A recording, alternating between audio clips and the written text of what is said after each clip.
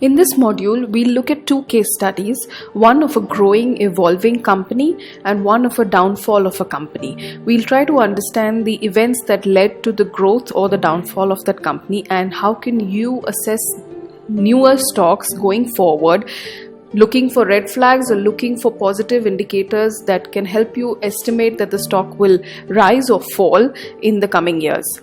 So let's start.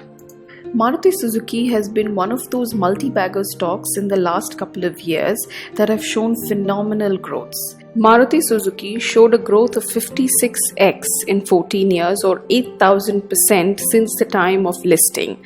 It was listed at a price of 125 rupees and crossed 10,000 in 2017. So what is it that led to the growth of this stock? What is it that led to such a phenomenal growth story of a company, and how can we identify such multi-bagger stocks for the future? Let's understand the history of this company and see if we can pick out indicators which we could apply in newer stocks to figure out whether these could have a potential of being multi-baggers in the coming years. So Maruti Suzuki began with humble beginnings way back in 1982 as a JV between Maruti India and Suzuki Japan. Maruti India was 100% government-owned enterprise back then, and Suzuki was run by Osamu Suzuki, who's even the current chairman of Suzuki Japan even now. So Suzuki Japan is one of the largest small car manufacturers in the world even today. Back then, this JV was used as a unit or as a company that was only given a license to import cars into the country and not to manufacture them. About 40,000 units were allowed to be imported at the max for the first 2 years.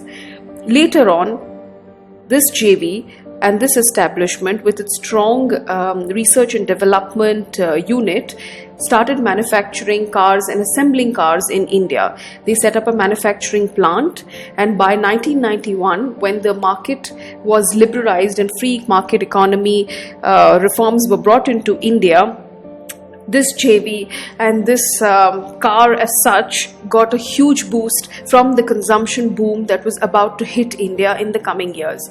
With free market economy, a lot of establishments were privatized.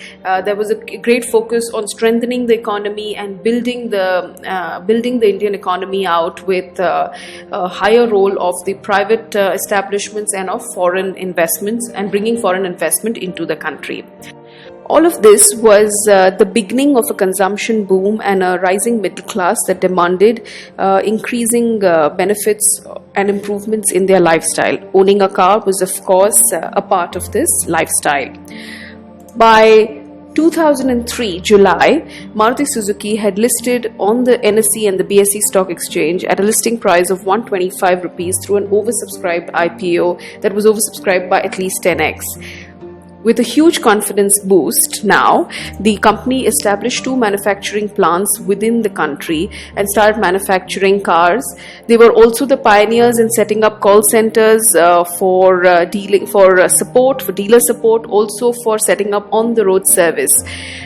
With all this initiative, Maruti Suzuki very quickly captured 45% of the market share. Even today, the company owns 56% of the car market in India. So if you even look at the financials of the company in the last 5 years, from 2014 to 18, we will see that, let's look at earnings per share, for instance. We've seen that earnings per share is, we've seen the formula of earnings per share in the previous videos, but now if you see the trend of the 5 years, earnings per share is continuously increasing. This is a healthy sign when analyzing any company or any stock. If the earnings of that stock has been continuously improving, you know that the company is healthy, it's doing well, the balance sheet is good, and the stock is solid. The P ratio of the company has also been increasing. The ROE, the return on equity, has also been steady and increasing.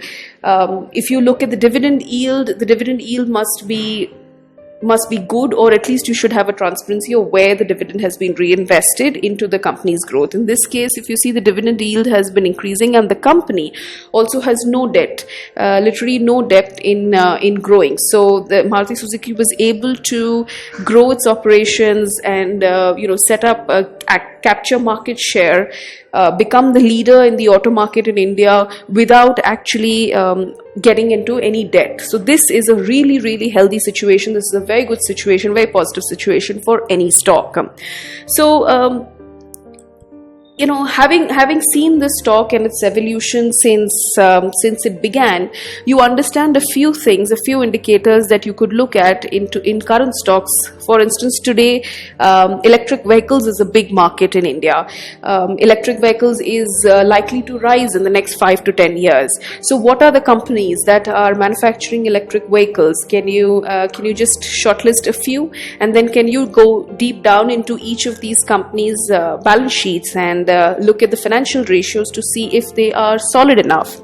Of course, accompanied by the management team and the management vision, you will easily be able to select the correct stock and the right stock to invest in for the next coming years. So Maruti Suzuki as a stock investment, had you invested in the stock in 2003 instead of buying the Maruti Alto, which is the product of the company, Maruti Alto price is about 2,20,000, and if instead of buying that car, if someone had bought the stock of Maruti in 2003, they would have purchased about the share price of Maruti Suzuki was 173 in July 2003, and they would have got about 1270 shares with the 2,20,000 that they could have bought the Alto in. Now, if they had purchased that, then the share price of Maruti Suzuki at the moment is about 9163, which would have been worth a cool 1.1 crore and would have allowed the investor to purchase a Lamborghini.